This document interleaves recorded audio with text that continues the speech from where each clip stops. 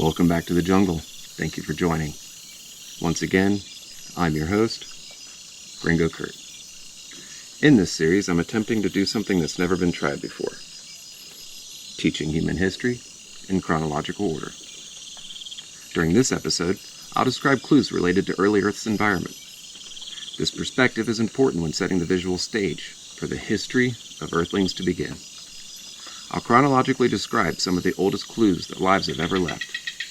In future uploads, I'll progress further along this timeline until we inevitably reach the present. So now, please, push pause, grab a drink, maybe a snack. Let's get prepared to immerse ourselves into the nature of reality.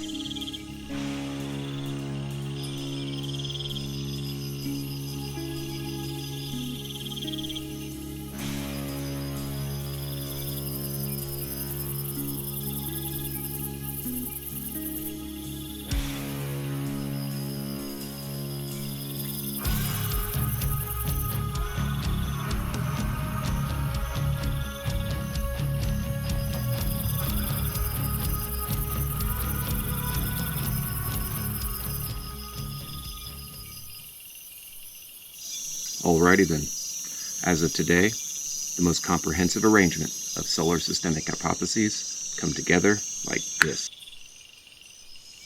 By roughly 10 billion years ago, our universal system had reached its star-forming peak.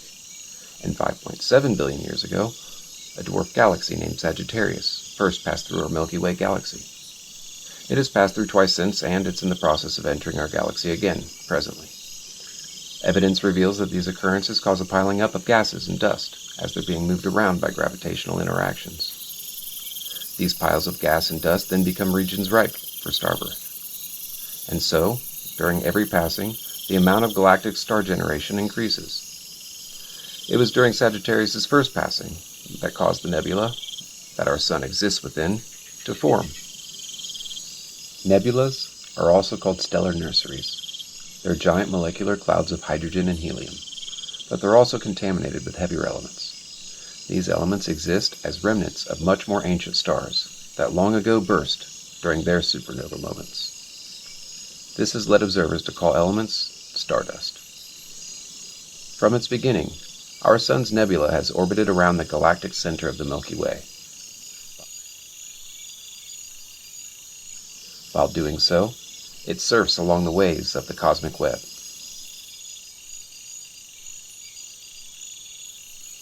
As our early solar center accumulated mass, it also grew in gravitational attractiveness. Some of the attractive materials spun toward the solar center in a clockwise direction, while others spun towards it in a counterclockwise direction.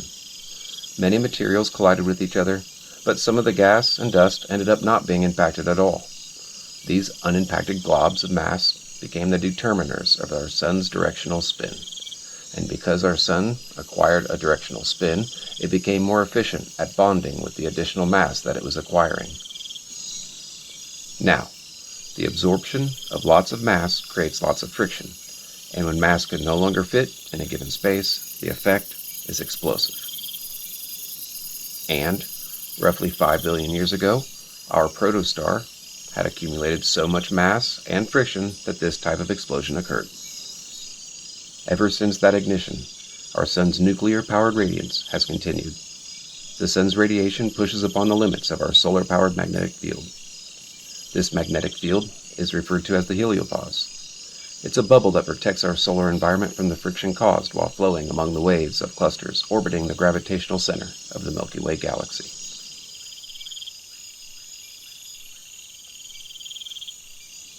In case any of you are wondering, our galaxy also possesses a bubble-like boundary layer. Astronomers refer to it as the edge, or the outer limits of the Milky Way.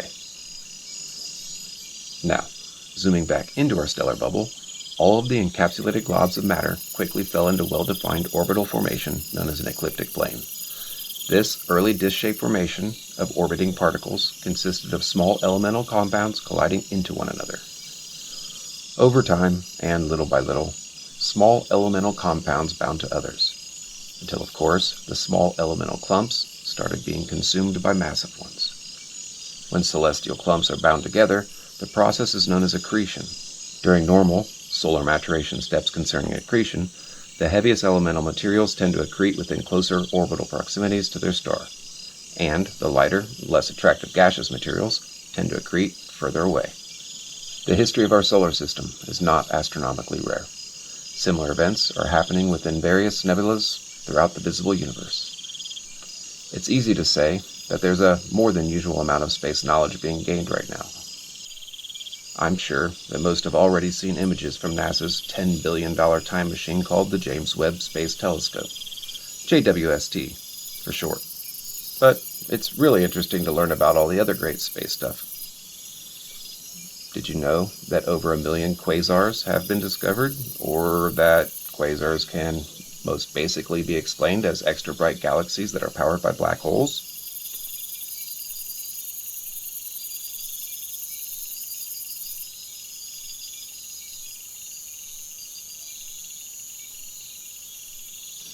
Humanity has spent lots of brain power studying various types of galaxies and solar systems. They've been questioning data regarding the stages of their maturation cycles, as well as their connectedness to the stuff that surrounds them.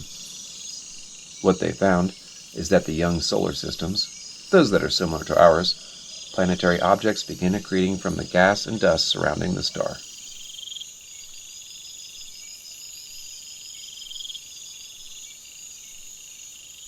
A recent study, utilizing the James Webb Telescope, concentrated on the amounts of water molecules in various solar systems. Oxygen, like all stardust, is a byproduct of solar nuclear fusion, and it's explosively distributed during supernova events. Under certain conditions, a couple of hydrogen molecules can bind to one of these regularly distributed oxygen molecules, and poof, you'll have a compound formerly known as water.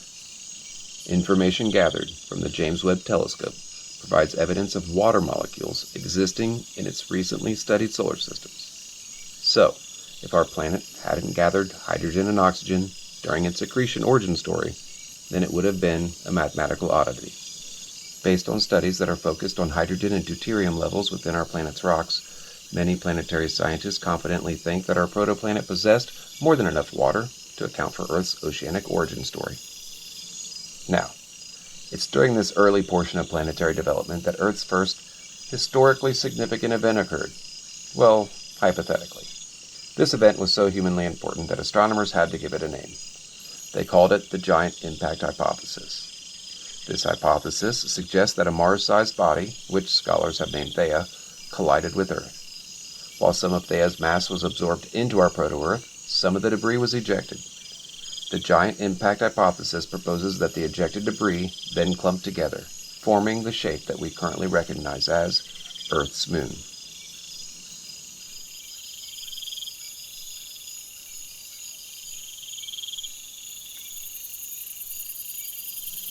Okay, so, as we're all envisioning the wondrous natures of reality, we can take a bit of time to mourn the death of the hypothetical body that was named Theia, while easily recognizing how much appreciation should be given to our planet's unnamed moon.